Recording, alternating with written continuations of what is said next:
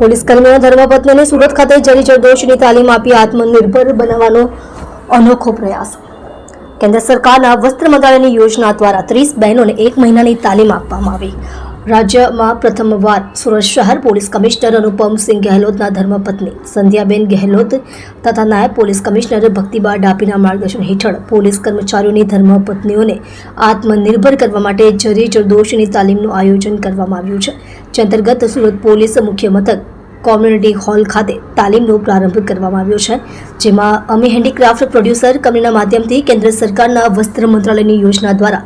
30 બહેનોને 1 મહિનાની તાલીમ આપવામાં આવશે। વિશેષ તાલીમ બાદ તાલીમાર્થીઓને સર્ટિફિકેટ આપી તેમની વિવિધ વસ્તુઓની પ્રોડક્ટ્સના ડેવલપમેન્ટની તાલીમ પણ આપવામાં આવશે। અમી હેન્ડીક્રાફ્ટના ભાવના દેસાઈ અને આશયભાઈ જરદોશ દ્વારા તાલીમ માટેની કીટ, ટ્રેનર, ડિઝાઇન, પ્રોડક્ટ ડેવલપમેન્ટની સગવડ કરી આપવામાં આવશે તેમ પૂર્વ કેન્દ્રીય રેલવે રાજ્યમંત્રી દર્શનાબેન જરદોશ દ્વારા જણાવાયું છે। પોલીસ હેડક્વાર્ટર ખાતે પોલીસ તાલીમ કેન્દ્રની અંદર મહિલા જે પોલીસ કર્મીઓ છે એમના ઘરની બહેનો માટે, એમની પત્નીઓ માટે ખાસ કરીને આજે સંધ્યાબેન ગહેલોત દ્વારા આજે એક સરસ મજાના જરદોશીના તાલીમની શરૂઆત કરવામાં આવી છે। અમી પ્રોડ્યુસર કંપની દ્વારા 30 બહેનોને તાલીમ આપવામાં આવશે અને ટ્રેનર દ્વારા 30 દિવસની તાલીમ પછી બીજા 15 દિવસની પ્રાથમિક તાલીમ એટલે 45 દિવસ પછી એ લોકોને સર્ટિફિકેટ પણ આપવામાં આવશે અને જરદોશીના તાલીમ પછી એની પ્રોડક્શન કેવી રીતે બને, એમાંથી કેવી રીતે જુદી જુદી વસ્તુઓ બને તે શીખવાડીને એ લોકોની એક્ઝામ લઈને એના પછી એનું માર્કેટિંગ પણ શીખવાડવામાં આવશે। એટલે પૂરી વેલ્યુ ચેનની અંદર કેન્દ્ર સરકારની જે યોજના છે એમાં માન્ય પ્રધાનમંત્રી શ્રી નરેન્દ્રભાઈના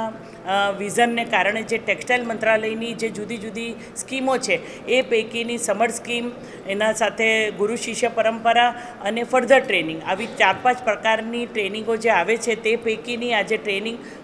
કદાચ મને લાગે છે કે ગુજરાતની અંદર પ્રથમ વખત આવા પોલીસ બેડાની અંદર શરૂ થઈ રહી છે। એટલે એના માટે આપણે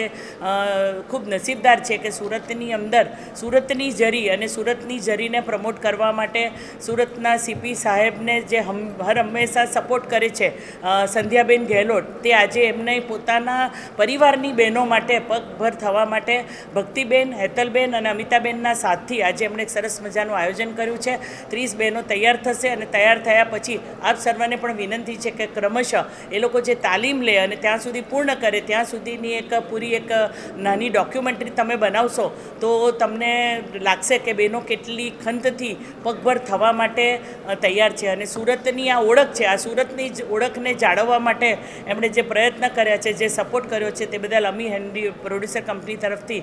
એમનો હું આભાર પણ માનું છું।